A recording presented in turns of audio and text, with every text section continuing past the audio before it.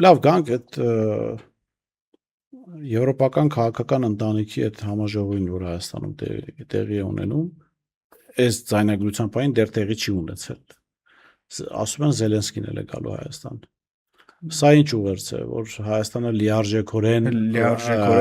ընդունել են օրակարգը, որը ունի այդ աշխարհակահաղական բևեռը։ Իհարկե, միաբևեռ աշխարհի օրակարգը։ Սա երթման նման մի բան է, էլի Զելենսկուն ընդունելը։ Այո, միաբևեռ Ինչի աշխարհի կբերի դա։ Ինչ հետևանքների կբերի։ Ուրեմն Եվ Ռուսաստանի մասով Իրանի, որովհետև Իրանը եւս Ուկրաինայի մասով կոնկրետ հայտարարություններ ունի,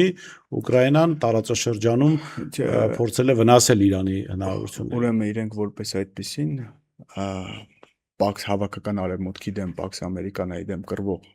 բոլոր պետությունները, երեք հիմնական պետությունները՝ Ռուսաստան, Չինաստան եւ Իրան,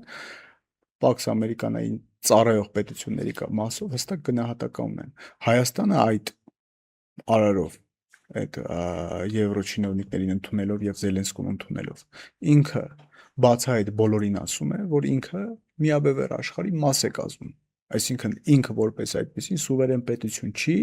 ընդունում է Պաքսը, ամերիկյան խաղաղությունը, ամերիկյան գաղափարախոսությունը, ամերիկյան ռազմաքաղաքական հեգեմոնիան եւ ամերիկյան գաղափարախոսությունը եւ ֆինանսատնտեսական համակարգներ ընդունում։ Լավ, այդ հավատարմության երթումը տվեց, բոլոր այսպես կնիքները ստացավ, որ Պաքս Ամերիկանայի տարածք է Հայաստան, հա։ Արձագանքը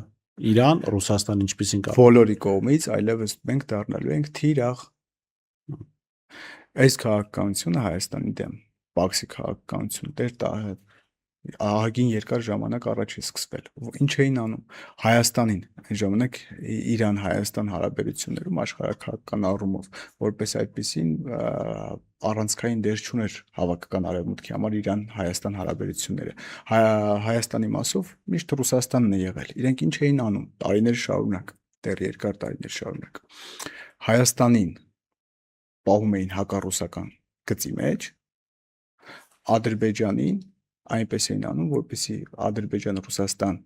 հարաբերություններում կարմիր գծեր չհատվի, ինչը թույլ կտա Ադրբեջանին գործելու, Ռուսաստանին չգործելու։